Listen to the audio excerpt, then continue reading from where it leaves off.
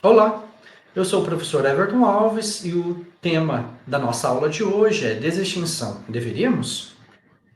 Nosso conteúdo programático ele se resume aos seguintes tópicos: desextinção de espécies recém-extintas, candidatos à desextinção, espécies já restauradas, principais métodos utilizados na área, como retrocruzamento, clonagem e engenharia genética, projeto Mamute 2.0, quais etapas já foram cumpridas?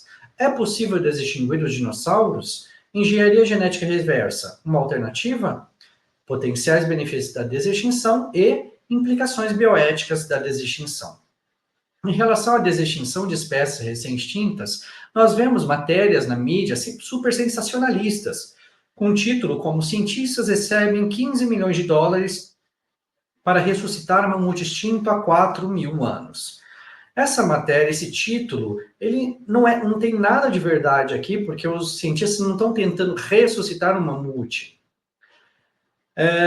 Conforme a definição que trouxemos aqui diz, o que é desextinção? É a noção de que espécies extintas há muito tempo podem ser recriadas com funções ecológicas parecidas, por meio de técnicas genômicas e tecnologias de reprodução assistida. A ideia da desextinção, ela surgiu com a cultura pop, né? Com o livro Jurassic Park, escrito há 35 anos por Michael Crichton, em 1990, e depois adaptado ao cinema, 3 anos depois, né? Então, o objetivo da desextinção não é literalmente reviver aquele mesmo organismo extinto, mas restaurar funções ecológicas perdidas em ecossistemas degradados e oferecer também novas soluções para a preservação da biodiversidade atual. A empresa mais conhecida em liderar essa tentativa é a Colossal, que foi fundada em 2021 pelo empresário da biotecnologia, Ben Lam, né, e o cientista George Church, né, associado à Universidade de Harvard. O prazo que eles deram é de uma década, né, e vence em 2028 nessa tentativa, né, de restaurar recuperar o mamute lanoso. Eles receberam investimentos de 15 milhões de dólares para isso. Aqui nessa tabela nós temos os 10 principais projetos em andamentos ou já finalizados, né, para serem recriados, né. Nós temos o Ibex do Pirineu, que ele foi extinto no ano 2000. Nós temos o Lobo Terrível, né, que ele foi extinto há 13 mil anos atrás, e recentemente, né, teve a tentativa de recriação dele a partir de 3 espécimes.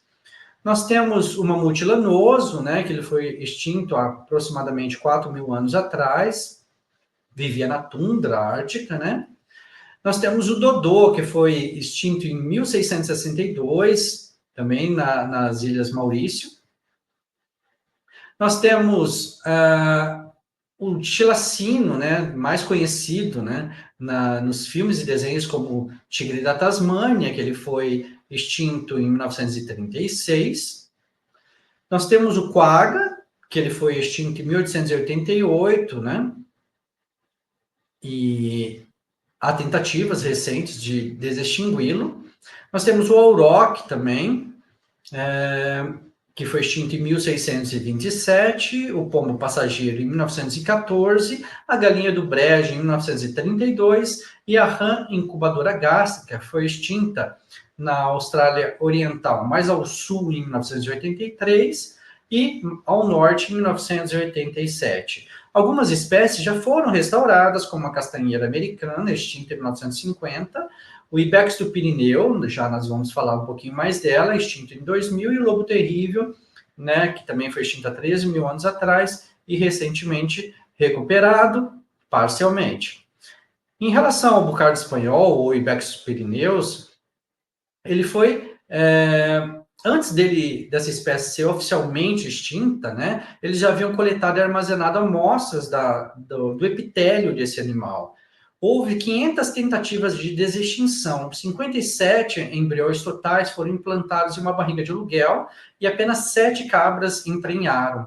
Dessas 7, apenas uma nasceu e viveu apenas por cerca de 10 minutos porque tinha má formação dos pulmões. Então aqui nós vemos a imagem, né, dos pulmões desse bucardo e o próprio animal, né, recém-nascido. Nós encontramos essa informação na literatura científica, né? Com Folk e colaboradores 2009. Quais são os principais métodos utilizados na área ou para distinguir organismos? Nós temos 3 vias, né? Primeiro é o reto cruzamento. Reto cruzamento nada mais é do que selecionar artificialmente os animais, né? É uma reprodução seletiva, né? Que apenas recupera características ancestrais e gera descendentes mais parecidos com a espécie extinta. Então, os fenótipos ancestrais podem ser recuperados após muitas gerações, mas é importante dizer que os genes eles vão diferir daqueles que existiam nas espécies extintas. Então, o que no final se recupera? Se reproduz apenas a aparência de uma espécie extinta, né? E isso se aplica nos projetos de Taurus e Quagga. Já a clonagem é diferente. Ela cria uma cópia geneticamente idêntica de uma espécie extinta a partir de uma célula congelada, intacta, né? Por meio da técnica de transferência nuclear de células somáticas. Então, supostamente, este é o único modo verdadeiro de recuperar uma espécie. E os projetos, né, que levaram a cabo a clonagem são o do Bucardo espanhol e o sapo incubador gástrico. Já a engenharia genética, realizada por meio da técnica CRISPR, né, ela visa editar o código genético de células vivas de espécies aparentadas, tornando as sequências desse genoma semelhantes a de uma espécie extinta intimamente relacionada, né? Depois de o genoma da célula viva ser editado, essa célula viva pode ser usada em espécies aparentadas. Então, no final, se produz híbridos, né? Não é o indivíduo sendo trazido de volta à vida, mas pegar, então, células vivas de uma espécie aparentada, por exemplo, um parente próximo do mamute, que é o elefante africano, né? O elefante asiático. Pega essa célula do elefante asiático e tenta editar esse genoma para ficar mais parecido com aquela espécie extinta. Já a gente vai falar um pouquinho mais sobre as vias da engenharia genética.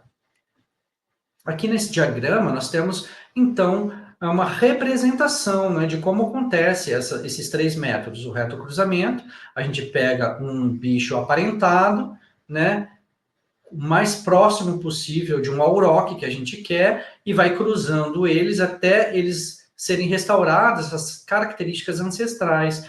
Aqui na segunda coluna nós vemos então um Bucardo, né, espanhol, onde foi feita a clonagem.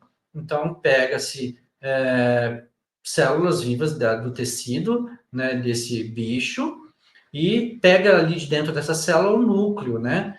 Então com esse núcleo a gente vai tentar fazer uma embriogênese, né? E a formação de um feto, e depois colocá-lo ele dentro de uma barriga de aluguel, né? De um bicho aparentado, para ver se a gente consegue, então, recriar aquele bicho, né? O terceiro caso, aqui nesse diagrama, aqui é um pouquinho diferente. A gente pega amostras de um fóssil, né? De um mamute, e ali a gente pega sequências de DNA desse fóssil, que é um fóssil de um bicho extinto mais recentemente, né? Não há tanto tempo, para se encontrar as sequências ainda genéticas identificáveis, né? E a gente tenta restaurar, recuperar, né? Fazer uma hibridização ali, pegar essa sequência e tentar manipular para tentar recuperar ela, né? De algum jeito, né? E formar esse bicho, seja não numa barriga de aluguel, mas num útero artificial, né? Para tentar recuperar esse bicho. Quando a clonagem não é indicada? Bom, para clonar algo é preciso de um núcleo celular bem preservado. Porém, uma vez que um organismo morre, não há mais células somáticas vivas, né? Isso é fato. Então, como os restos biológicos se degradam após a morte bem rápido, né? A clonagem de organismos mortos há muito tempo não é viável. Por isso que não funciona para dinossauros, né? Funciona para espécies extintas há pouco tempo, como o mamute, né? Há 4.000, 10.000 anos atrás. Porque ainda se preserva um pouco do tecido e de células, né? Qual que é o passo a passo da clonagem? Isso é interessante, Primeiro, a gente deve encontrar e coletar uma célula somática, né, num tecido muscular ou numa tecido epitelial, né, conservada dessa espécie. Utiliza-se a técnica de transferência nuclear de células somáticas, ou seja, a partir da qual a gente vai extrair o núcleo dessa célula e vai inserir esse núcleo em um óvulo enucleado, ou seja, um óvulo que não tem núcleo. Né? Se retira o núcleo desse óvulo e coloca aquele núcleo celular do bicho extinto dentro desse óvulo. Óvulo de quem? De uma espécie aparentada, né? Quando a gente fala de mamute, uma espécie aparentada é o elefante asiático. Então, aí, consequentemente, a gente vai estimular, né, essa célula com esse núcleo presente do bicho extinto. Isso vai causar reprogramação celular e embriogênese. Aí, o embrião em desenvolvimento vai ser inserido em um útero de um hospedeiro substituto, né, que a gente chama de, vulgarmente, de mãe de aluguel, né. Aqui nós temos também uma imagem, o diagrama, né, mostrando como acontece a clonagem, né, para a gente sintetizar essa informação. Então, pega as células vivas lá do Liuba, que é uma espécie, né, uma espécime encontrada, serão selecionados como carioplastos. Aí vai fazer a fusão das células, né? Fusão do óvulo com o núcleo desse bicho extinto, o óvulo enucleado. Vai criar, então, um embrião, vai ser reconstruído, vai ser cultivado aqui in vitro, né? Dentro de laboratório, e esse embrião depois vai ser transferido para o útero de uma elefanta, ou para a barriga de aluguel, que vai gestar ali por 22 meses, né? Até que nasça, né? Esse clone de uma liuba. Já a engenharia genética é um pouco diferente, utilizando a técnica CRISPR, né? Utiliza a técnica de edição gênica, também ela é chamada, quando não houver disponibilidade de núcleos. Então, quando não tem núcleos celulares bem preservados das espécies extintas, mas existem longos fragmentos de DNA conservado. Então, a gente utiliza essa técnica, porque sabe-se que após a morte do animal, qualquer DNA que permaneça ele vai começar a ser quebrado por elementos naturais, né? Como a radiação ultravioleta, ele quebra e destrói o DNA, congelamentos, esses ciclos de congelamento, né? Verão, inverno, né? Também quebra a molécula de DNA, esse descongelamento e fungos, né? Os fungos também destrói. Por isso, a estratégia desse resgate genético foca principalmente em animais mortos nos últimos 50 mil anos, que é onde tem a maior chance de ter DNA preservado. Qual que é o passo a passo, então, da edição gênica? Então, deve-se extrair esse DNA de ossos fósseis, que a gente vai triturar um pouquinho, né, uma pequena fração desse fóssil, ou das próprias células do tecido epitelial quando presente, né, quando disponível. Vai sequenciar, né, esse DNA e comparar o genoma desse animal extinto com de um parente vivo mais próximo. Depois vai identificar os genes responsáveis pelo pelo denso, né, pela gordura espessa do mamute, né, aquele mamute extinto, que ele é adaptado para o frio, então vai tentar identificar os genes responsáveis por essas características, né, mais proeminentes de quando ele vivia no frio, né, que é a gordura espessa e outras adaptações de clima ao frio, né? Vai contar esse número de diferenças, vai descobrir o que quer mudar, né? E deve-se gradualmente ajustar, então, a sequência genética para isso, para esse fim. Os genes de interesse de mamute, então, vão ser cortados por essa proteína, né? Ela vai cortar a sequência e inserir essa sequência cortada no DNA do elefante asiático. Então, vai fazer como se fosse colar parte desse DNA do bicho extinto com parte do DNA do parente mais próximo, vivo, né? Com a técnica CRISPR, que exatamente faz esse copia e cola, né, para o código genético. Depois, a sequência híbrida é transferida para o núcleo híbrido. Logo em seguida, as células do tecido são reprogramadas para tornar-se células-tronco. Essas células modificadas, conhecidas como células-tronco pluripotentes induzidas, né, é um termo técnico, pode se diferenciar em qualquer tipo de célula de elefante. Olha que interessante. Então, ela pode ser transformada em uma célula-tronco, que a célula-tronco tem essa capacidade de se diferenciar em qualquer tipo de tecido. Então, isso possibilita testar alterações genéticas ideais para obter as características de adaptação à vida no Ártico. Então, as células-tronco poderiam ser usadas para produzir óvulos, esperma e um embrião que poderia ser implantado em algum tipo de útero artificial. A próxima etapa, então, o núcleo do óvulo normal do elefante é removido e substituído por um núcleo híbrido, né, CRISPR, contendo o DNA do mamute. Aí, então, promove-se um estímulo a fim de o óvulo dividir-se, crescendo para um embrião. Para evitar, então, usar um elefante como barriga de aluguel, esse embrião é implantado em um útero artificial, como vocês veem aqui na imagem. E vai ficar ali durante um período de gestação de quase 2 anos. Aqui nós temos um resumo visual, um diagrama também, uma imagem mostrando, né, ilustrando e sintetizando o que a gente acabou de dizer, todas essas etapas.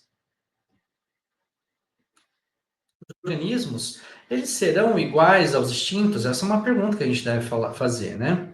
Não, a resposta é não. Como o fenótipo de um organismo é a consequência da interação entre o genótipo e o ambiente, e não só devido ao genótipo, mesmo as espécies com genômos nucleares clonados não serão cópias exatas das espécies extintas. E as diferenças genéticas entre os gênios de um animal extinto e seus parentes mais próximos podem chegar a centenas de milhões, né, de pares de base. Isso demonstra a diferença que eles vão ter dos bichos extintos. Então, vai ser o mais parecido possível, mas não idêntico. Portanto, ele vai ser um híbrido mamute-elefante, fruto de engenharia genética e não uma cópia exata. Em relação ao projeto Mamute 2.0, o objetivo é utilizar CRISPR para criar um híbrido resistente ao frio de mamute lanoso e restaurar, né, o seu papel ecológico para o equilíbrio do ecossistema na Sibéria, onde os cientistas visam reintroduzi-lo, né? Por quê? Porque lá eles vão ter a função ecológica como jardineiros, mantendo a grama baixa através da pastagem e fertilizando o solo com seus imensos cocôs, né? Aqui nós vemos, então, os equipamentos utilizados, né, para essa engenharia genética, dentro da técnica do CRISPR. E aqui a gente parte para a próxima pergunta. Quais etapas já foram cumpridas? Isso é importante a gente saber. Será que já estão terminando esse projeto? Porque a gente viu mais atrás que a estimativa é de término em 2028. Então, o que foi feito até agora? Inicialmente, foi aplicada a técnica de sequenciamento genético a ambos os genomas do mamute lanoso e do seu parente mais próximo, que é o elefante asiático. Já foram também analisadas as diferenças genéticas existentes entre as espécies extintas e os elefantes modernos. Atualmente, cientistas já analisaram o genoma de 53 mamutes lanosos, identificando genes que auxiliavam na sua adaptação aos ambientes de climas frios, e estão tentando inserir esses genes em células de elefantes modificadas, que foram quimicamente reprogramadas para se comportar como as células embrionárias do seu parente extinto, né, o mamute lanoso. Para tanto, o núcleo de um óvulo de elefante asiático foi removido e foi substituído pelo núcleo de células projetadas do mamute lanoso, e se tudo der certo, esse embrião fundido vai então ser, no futuro, né, desenvolvido in vitro e então implantado em um útero artificial em cativeiro. E após isso, vão esperar, né, 2 anos para que o primeiro mamute nasça de novo. Então, aqui nós temos a literatura também do que foi feito até agora, né, relatando isso. E aqui um resumo visual do que a gente acabou de falar também sobre essa tentativa de restauração do mamute lanoso e as etapas a serem cumpridas. Agora a pergunta que não quer calar: é possível distinguir os dinossauros? Uma pergunta, reflita aí você, aluno, né, se você acha que é possível ou não distinguir os dinossauros. Já pensou? Ok. A resposta é não, devido a 2 principais problemas. Primeiro, em relação ao conteúdo estomacal. Estomacal de quem?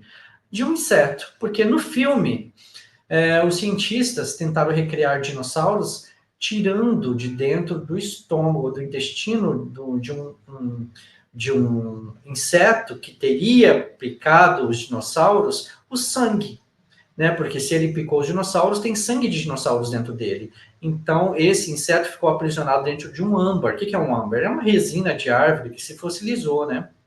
E ela ali, esse dispositivo atrapou, né? Pegou o inseto e deixou ele congelado no tempo.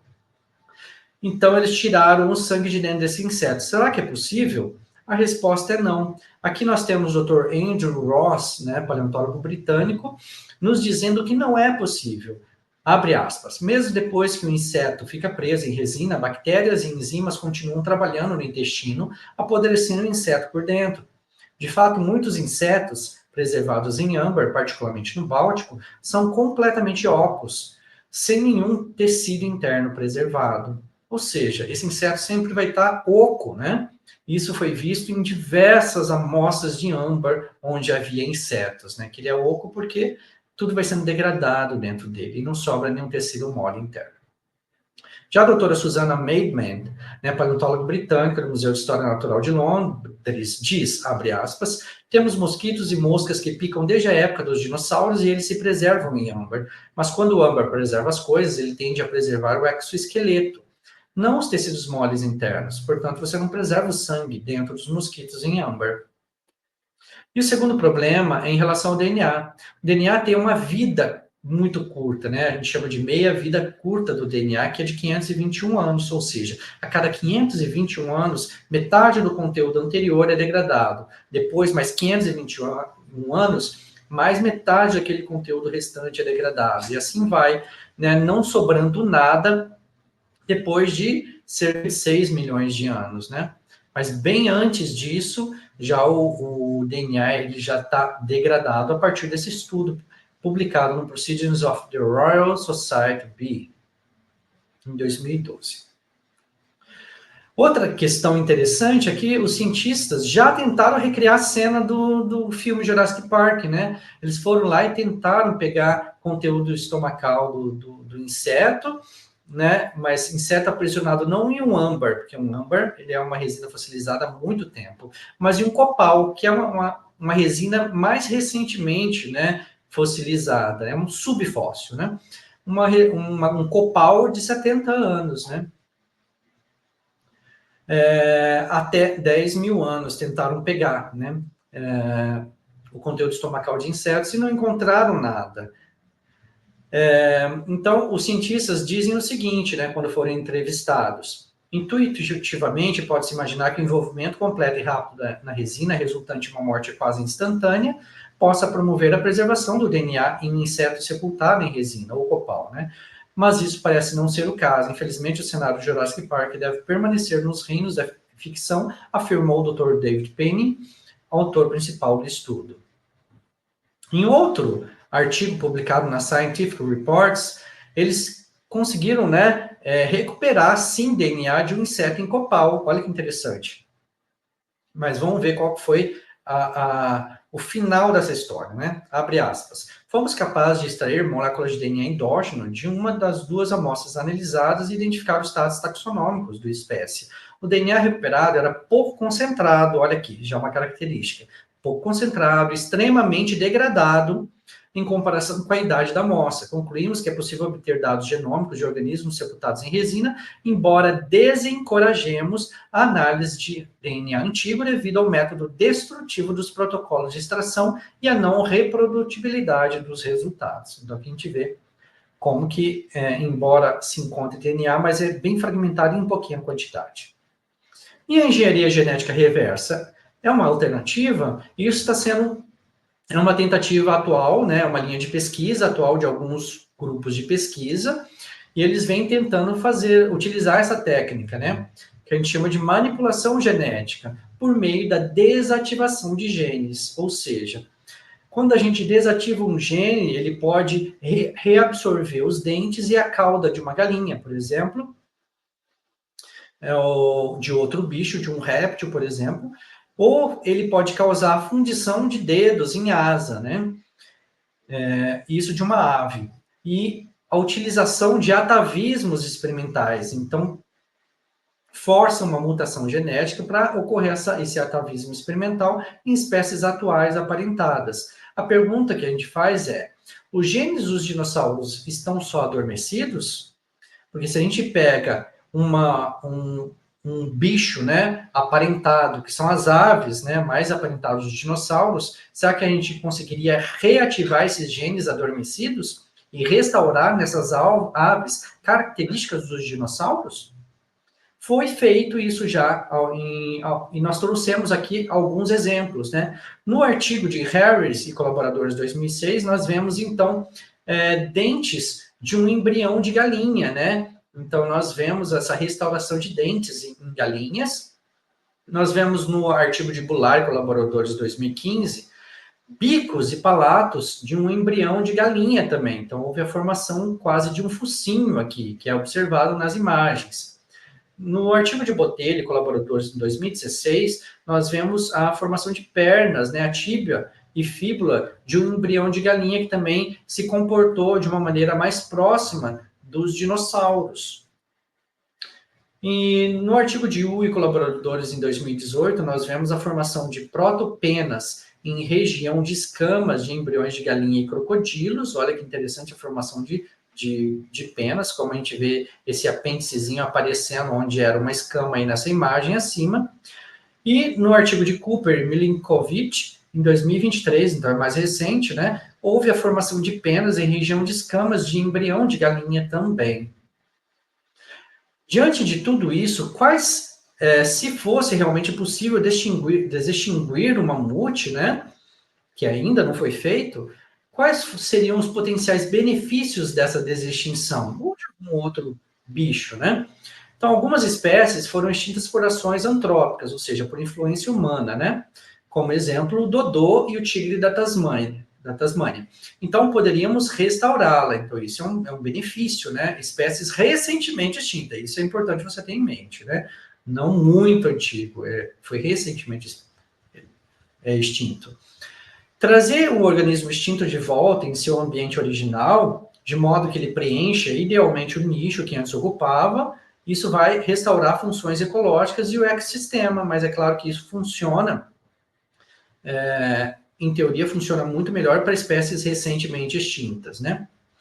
Porque ele já está acostumado àquele nicho, né? E ele, quando restaurado, ele ia encontrar o mesmo ambiente em que ele deixou quando foi extinto.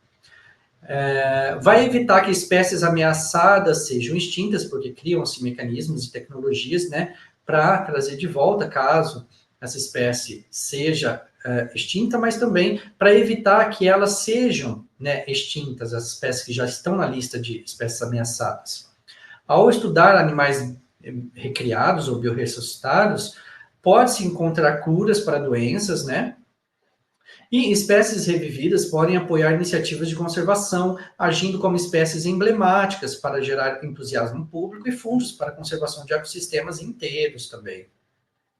Além do mais, como um estudo publicado na Scientific Reports em 2021 nos mostrou, né, e sugeriu, caso retorne em número suficiente às pastagens do extremo norte do planeta, os mamutes ajudariam a desacelerar o degelo que está acontecendo, né, com o permafrost. Permafrost é isso que vocês veem na imagem aqui ao lado, né? É um tipo de solo, né, em que há uma mistura de terra, né, pedregulhos e gelo numa camada mais interna, né? E esse gelo tem derretido lá na Sibéria. Então, para desacelerar esse degelo, os mamutes eles ajudariam bastante, né? Fazendo essa pastagem, deixando a grama baixa, né? E pisoteando também. Isso porque os animais de pastagem, como mamute, cavalos e bisões, não só o mamute, né? Eles mantêm a terra congelada por baixo, como eu disse, pisoteando, derrubando árvores e compactando essa neve. Mas, por outro lado, quais seriam as implicações bioéticas da desextinção? Essas são linhas de argumentação, 5 linhas, né, de argumentação que os cientistas a favor ou contrário, eles vêm elencando, né? Então, a primeira linha, né, de discussão são as axiológicas, que visa gerar reflexões sobre os riscos ecológicos da desextinção. As questões que são levantadas nessa discussão é possível que a reintrodução de uma espécie extinta altere ciclos parasitários e cause um desequilíbrio ecológico e evolutivo nos ecossistemas modernos? Tem bastante chance de que isso aconteça, né? Quais os impactos da desextinção sobre o meio ambiente e sobre os seres vivos atuais? Então, tem se hipotetizado quais são esses impactos, né? A segunda linha, né, de discussão são as deontológicas, que visa refletir sobre o rumo correto das escolhas humanas. As questões que os cientistas têm levantado é correto desextinguir espécies que o ser humano extinguiu? É ou não um dever da humanidade desextinguir uma espécie? Outra pergunta, temos o poder de revivê-los, mas será que devemos? E outra pergunta é possível que a manipulação genética seja usada em prol do ganho material em ações armamentistas para guerra entre países? Existem bastante chances de que isso aconteça, né?